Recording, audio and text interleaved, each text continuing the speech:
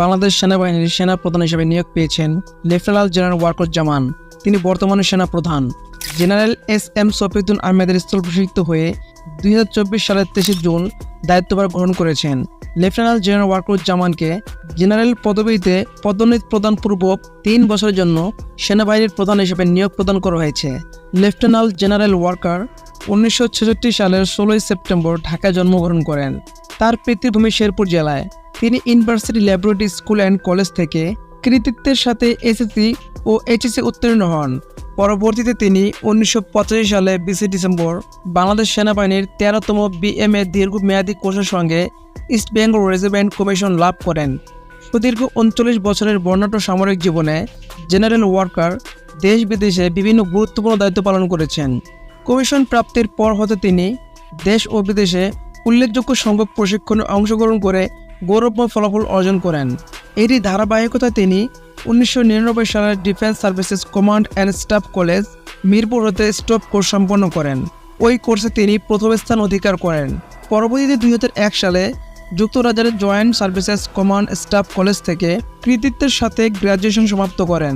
তিনি জাতীয় বিশ্ববিদ্যালয় থেকে মাস্টার অফ স্টাডিজ এবং যুক্তরাজ্যের King's College University of London থেকে master of arts in defence studies degree অর্জন করেন।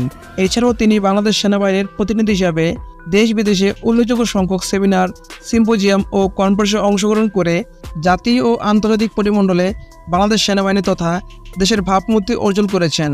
তিনি তার খ্যাতিমান চাকরি জীবনে বিভিন্ন পদবিতে সেনাবাহিনীর বিভিন্ন সদর দপ্তরে স্টাফ হিসাবে সফলতার সাথে দায়িত্ব পালন করেন। আর্ম ফোর্স এস ডিভিশনে প্রধানমন্ত্রীর প্রিন্সিপাল স্টাফ অফিসার হিসেবে দায়িত্ব পালন করেছেন। বর্তমানে তিনি সেনা সদরে চিফ অফ জেনারেল স্টাফ বা সিজিএস হিসাবে নিয়োজিত রয়েছেন।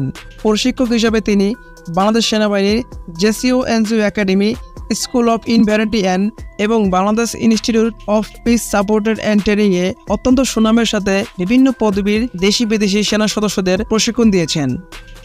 লেফটেন্যান্ট জেনারেল ওয়াকার জাতিসংঘ শান্তিরক্ষা মিশনে মিলিটারি অবজারভার হিসেবে অ্যাঙ্গোলা এবং সিনিয়র অপারেশন অফিসার হিসেবে লাইবেরিয়াতে দায়িত্ব পালন করেন।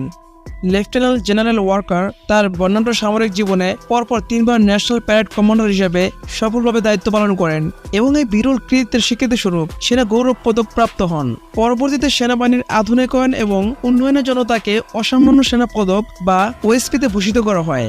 ব্যক্তিগত জীবনে লেফটেন্যান্ট জেনারেল ওয়াকার 2 কন্যা সন্তানের পিতা। তার শ্বশুর জেনারেল মুস্তাফিজুর রহমান বীর বিক্রম 1997 সাল থেকে 2000 সাল পর্যন্ত বাংলাদেশ সেনাবাহিনীর সেনাপ্রধান ছিলেন। তো এই ছিল লেফটেন্যান্ট জেনারেল ওয়াকার স্যারের বায়োগ্রাফি। ভিডিওটি ভালো লাগলে এটি লাইক দিয়ে সাবস্ক্রাইব করে রাখুন। পরবর্তীতে কথা হবে অন্য কোনো ভিডিওতে। ধন্যবাদ।